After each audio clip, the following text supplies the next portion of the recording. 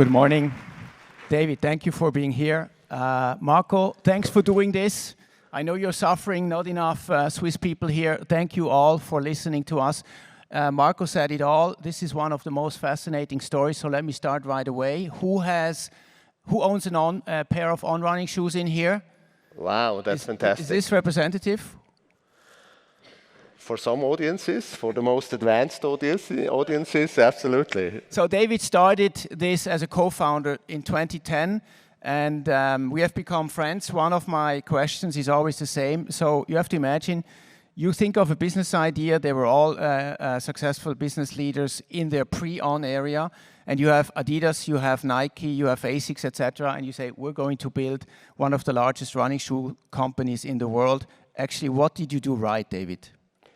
You know, probably the first thing that we did right is pick the right co-founder. So my co-founder, Olivier Bernhard, is a triathlon champion, 6-time Ironman winner. And so he had a lot of time to think about running shoes while running these huge distances. And he thought very well about running shoes and came up with the initial idea that led to our engineering technology that makes the product unique. So it was the engineering technology. Three voices out of the audience. Just shout, why did you buy ONS? Who starts? Soul. The soul. That's the technology. Walking on clouds. Walking on clouds. That's the advertising, marketing kind of claim. One more? Huh? Roger. Let me pick this up. We're jumping a little bit. So Roger invested. He's one of the ambassadors. What is Roger's work? So we don't call Roger an ambassador because he's really not. He's really a co-entrepreneur. He posted on his Instagram in On shoes shortly after he left another brand, and so that led to the fact that friends of us, Switzerland is a small place, said, hey, we know you both, so you should go to dinner together, and so that ended up in a dinner date. And from there on, he challenged us and said, hey, can you bring Cloud Tech, our unique technology, into tennis performance shoes, but also sneakers?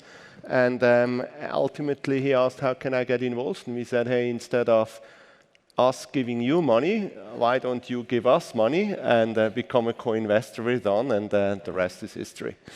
One more question to Roger. We have 20 minutes, so we have to hurry up. What is he actually also doing for you guys? Is he like designing? Is he important for engineering stuff, like testing the soles, whatever? Can you explain?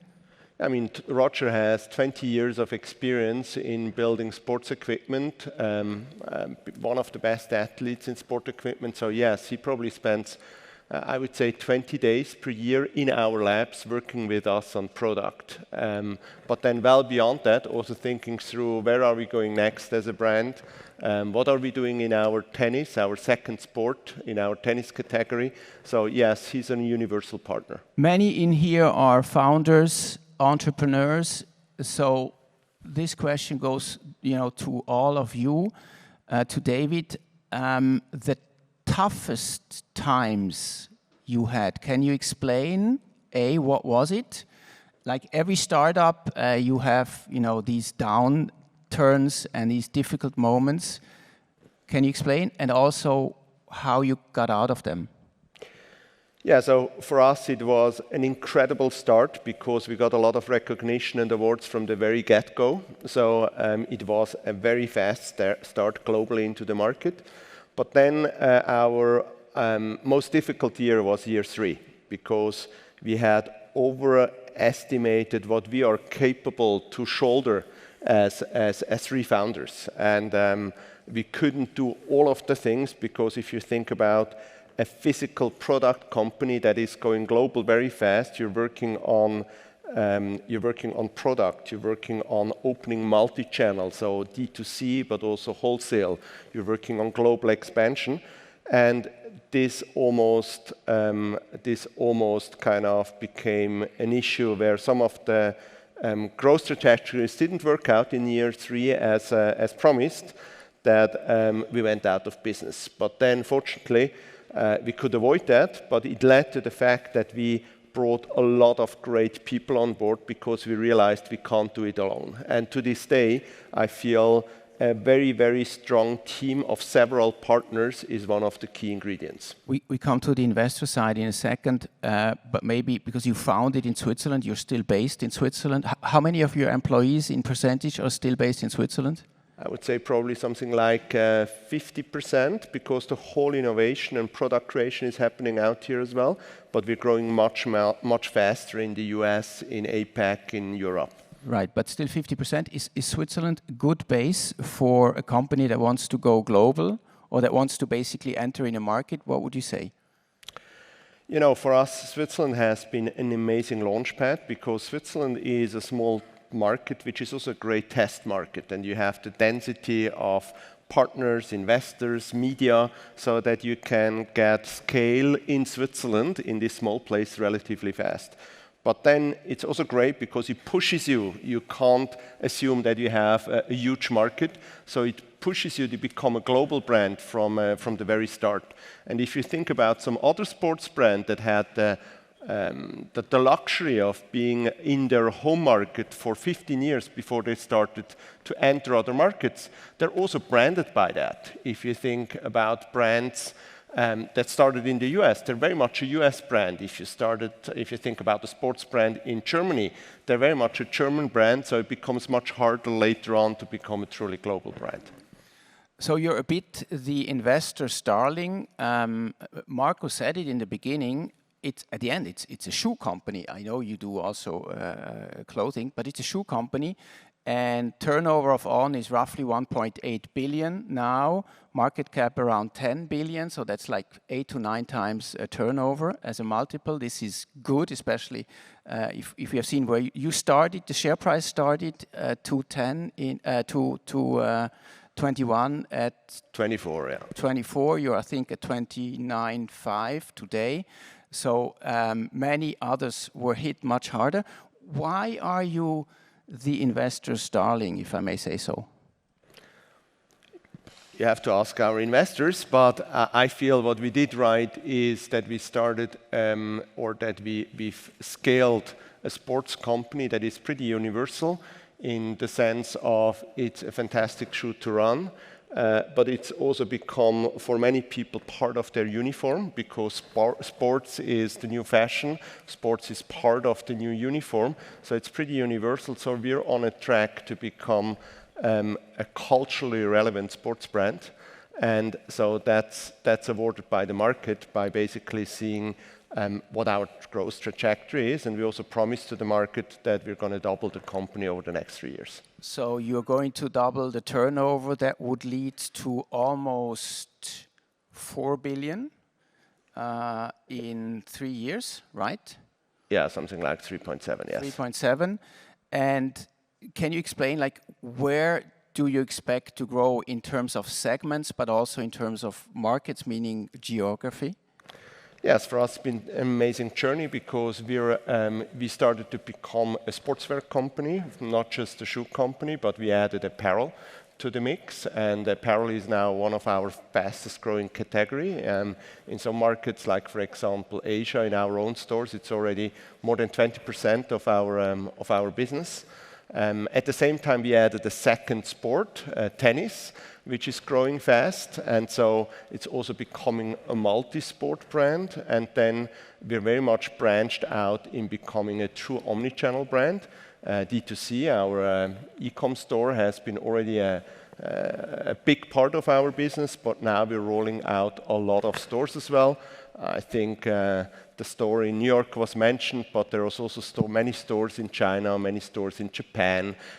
So it's kind of expansion on all fronts. Maybe this is a bit a provocative question. How much are you a retail company versus a digital company? And there's different layers to this. Let me first on the B2C side. So how are you marketing your products to the people, and how are you actually selling the products to the people? You had very early on already a digital part of the company. Can you explain? Yes, I mean, the advantage then when you start in 2010 as a company is that you pretty much start as a digitally native company. And so we started our web shop the same day as we started our wholesale business. But we felt wholesale is an incredible opportunity because you're immediately in front of hundreds of thousands of eyeballs if you're a shoe at the wall to build your brand as well without huge investments. But at the same time, we built our D2C business. And you also have to picture, I mean, as a young brand from Switzerland, you can't afford to invest major awareness marketing budgets as the big sports brand do. So we had to find other ways through digital, through amplification, through community to build the brand. And that is, of course, that runs in our veins. So that's very much part of our story. This sounds like an old-fashioned question, but I'm a big fan of newsletters. Who receives on newsletters here within? So it's some of the best newsletters, I would say. This is a personal anecdote, but I wanted to share it with you. So I WhatsApped you last week that I received my newsletter on the inbox. I clicked on it, obviously, because it's good storytelling. It's great storytelling. It's actually On is also, to a certain part, a media company. And then I did receive an email telling me, you just went sneaking around On, and then I told you, I think this is too offensive. This is too aggressive. What are your thoughts on that? You know, we're always telling our team we have to be very agile in digital marketing, but this time they probably took it a little bit too literal. So I felt a little bit tracked, maybe too narrow by you guys. I see that. Can you say how many shoes are being sold offline and how many shoes in percentage, not in final numbers, like what's the percentage are being sold online? It's probably, if you also take the online stores of our retail partners, which are very important as well, I would guess that the majority of our shoes is sold online. Online. But there's a significance, so we have more than 9,000 doors open through our retail partners. So think Nordstrom or an REI or a Fleet Feet, specialty running stores. And so there's a significant part still offline. Let's talk about AI, probably a big part of this conference as well. How are you trying to use the huge amount of data you obviously have as a retail company in order to maximize, become more efficient, conversion rates get higher, etc. Can you refer a little bit to that? And then maybe even go into your vision that Gen AI could, so large language models could maybe help On being an even better brand, stronger brand? Yes, I mean, that's the million-dollar question, of course, and we're super excited about AI, especially looking back at our experience in the journey of On, and even before that, we feel that this is an even more significant moment than when we went from desktop to social, so it's a unique opportunity. How we're exactly going to tackle, that's the big question, and that's the journey we're on. We'll probably see several dimensions. One is we're going to flick on the switch of all our partners that enable all our tools with AI from demand planning, so across all the business processes. And so we're very much excited what you are building in terms of AI capabilities of all the digital tools that are available to us. A second dimension is we're going to look very much at what is going to be disrupted through AI. And if you think about MarTech and the digital advertising space, that's something that we closely watch because that's something that we very much depend on as well. And then we're just thinking through how is the consumer experience changing? I mean, if you think about how social changed completely how you connect to consumers, what is AI changing? And is the conversation that we're having probably going almost back to the roots? So the personal conversation that you had with your running store partner when you still used to go to stores, and they asked you, how was your last run? How is the family? What are you excited? Do you have a digital assistant already embedded on your own platform? Like somebody that I can chat with? Not yet. Not yet. Would that be an idea? So basically, I just start to chat. Look, I'm a runner. I usually do this. This is my weight. What would you propose? That's a very interesting idea. But that referring to that, I mean, probably large language models will help to interact with the potential or the existing customer in a new way, right? Yes, I think absolutely large language models do. Another interesting question, probably more to the audience, is what is the role of large language model when it comes to mining your data? If you're thinking about kind of classical segmentation that you do, who gets which newsletter, and what could be a much more insightful way to segment people, not just based on kind of pretty rudimentary criteria, but really on their behavior at scale. Let's talk about sustainability for a second. So you're producing in Vietnam and Indonesia, I think, most of your shoes or all of your shoes? All of our shoes, Vietnam and Indonesia, yes. And I understand in fashion, of course, sustainability, like in any other industry, has become super relevant. How do you deal with that topic? You know, that's for us a super important one, because if you have to think about Team On, the average age is 33. We have more than 50 nationalities, and it's people who their passion is to be out in nature and doing sports. So it's been embedded in our DNA to really think about the planet from the very start. So by next year, we're going to be 100% recycled polyesters and 100% recycled polyamides. So we invested a lot in recycling and making sure that most of our that important materials used are recycled. But then we're also pushing towards circularity. And we introduced a concept which is called Cyclone. It's not just a concept, but it's a shoe that you'll never own, because we're going to give it to you, but instead of going somewhere into your cupboard when it's used at the end, or then even trashed, you're going to send it back to us and getting the next shoe. So we're experimenting around the concept of how can we make sure that products actually are coming back for us to take apart and then recycle in the very best way.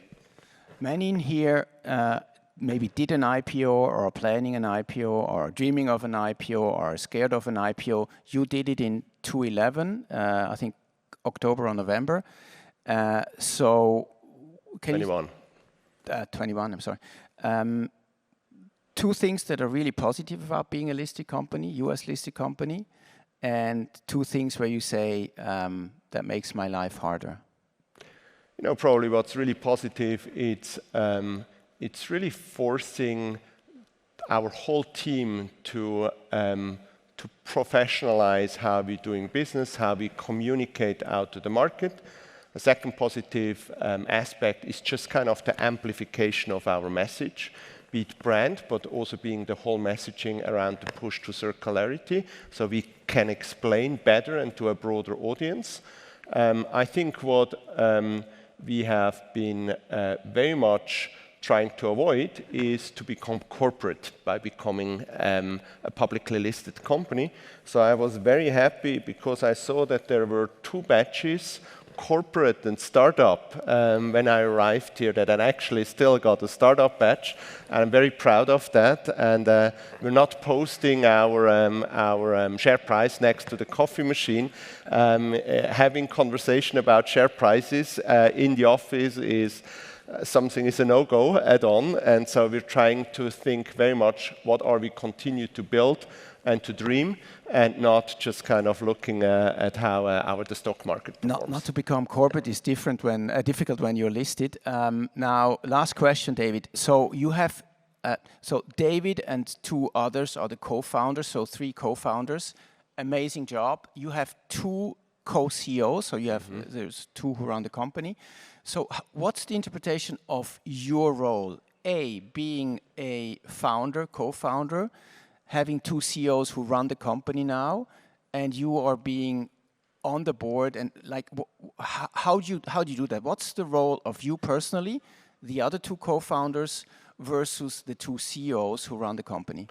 So I mean, the Casper and I, we are the co-chairmen of the company. So to make it even more complicated, and then we have two co-CEOs. But at the core, we have 15 people that make up our core leadership team, all amazing leaders, very, very diverse in terms of gender, in terms of nationality, because we feel for an innovation company like On, diversity is pretty much the petri dish of innovation. And so I'm just coming down from the mountains where we had a management offsite, and so it's a lot of opinions that come together, and that's great. And then what we're trying to do at On is we have some people who build and some people who run. And so we have a management team that runs the company under the two co-CEOs. And then we have something that we call the product board, which is led by the founders, which continues to build. So we spend a lot of time in the lab building products. We're spending a lot of time thinking about next sport, like we did with tennis. And then we think about overall innovation, whether it comes to branding, whether it comes to digital innovation. So having these twin engines play, because we feel often what happens is then when you're a startup, then if you don't continue to dream, you die a very slow death, and if you're not starting to execute, you die a very fast death. And so we're trying to avoid both. Fascinating to listen. David left his management offsite just because of NOAH. Thank you so much, David. Thank you. Thank you very much.